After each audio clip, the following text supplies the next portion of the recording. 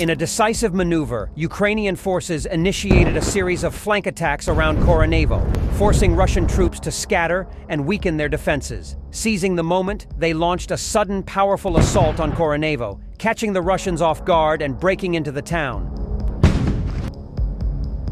Following recent territorial gains near Koronevo, Ukrainian forces have been stalled on both the northern and southern flanks of the town. To the northeast, around the recently captured villages of Olgovka and Matvivka, Ukrainian troops faced obstacles due to the natural barrier posed by the Krepna River and its reservoirs. This terrain advantage enabled Russian forces to strengthen their defensive positions, making it more difficult for Ukrainian forces to advance north.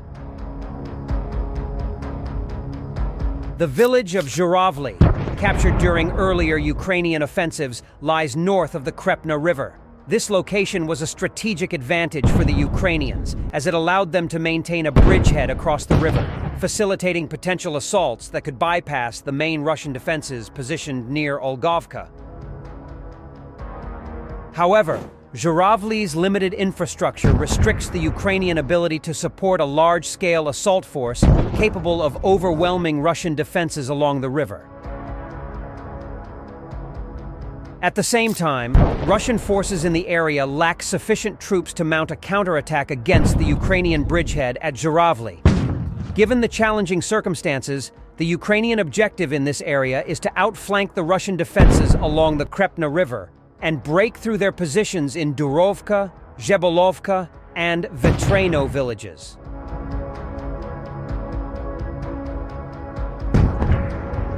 The area between these villages consists of wide-open fields with no significant Russian defenses, leaving the town as the last organized line of resistance. By securing these villages, Ukrainian forces could execute a flanking maneuver to the north, advance toward the town, and bring the battle directly to Koronevo. To achieve this, Ukrainian forces must expand their bridgehead north of the Krepna River, which requires intensifying their offensive efforts toward the town of Kauchuk. The Ukrainians are targeting the villages south of Kauchuk to stretch Russian defenses along the Krepna River and link up with the bridgehead at Zhuravli.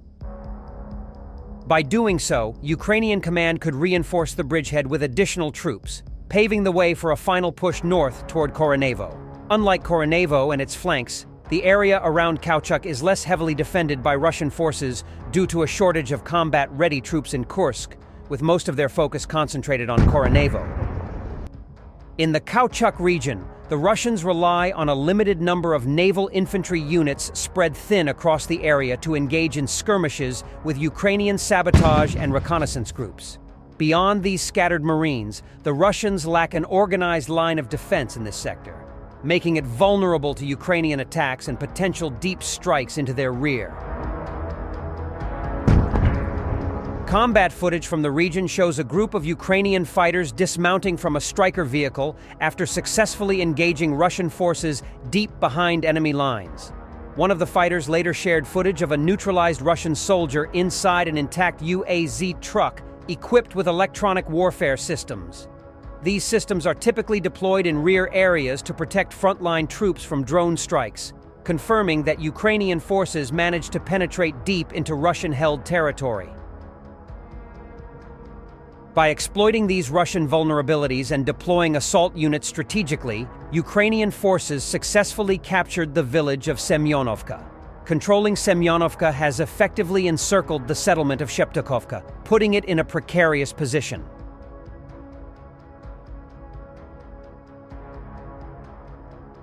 The fall of Sheptukovka would enable Ukrainian forces to link up with the fighters at the Zhuravli bridgehead, reinforcing their position and supporting further offensive operations. Russian defenses on the southern flank of Koronevo were as weak as on the northern flank due to the concentration of most troops within the town itself. Ukrainian forces exploited these vulnerabilities and captured the villages of Apanasovka and Troitske while consolidating control over Krasnoktyabrska. Securing Apanasovka and Troitske allowed the Ukrainians to fortify their southern flank and advance from Krasnoktyabrska into the forests south of Koronevo. Due to the growing threat on the town's flanks, the Russian command decided to redeploy troops from Koronevo to reinforce these vulnerable positions and halt the Ukrainian advance. Believing that the main Ukrainian assault front against Koronevo had lost its combat effectiveness after days of stalemate, the Russian command assessed it was safe to shift forces away from the town.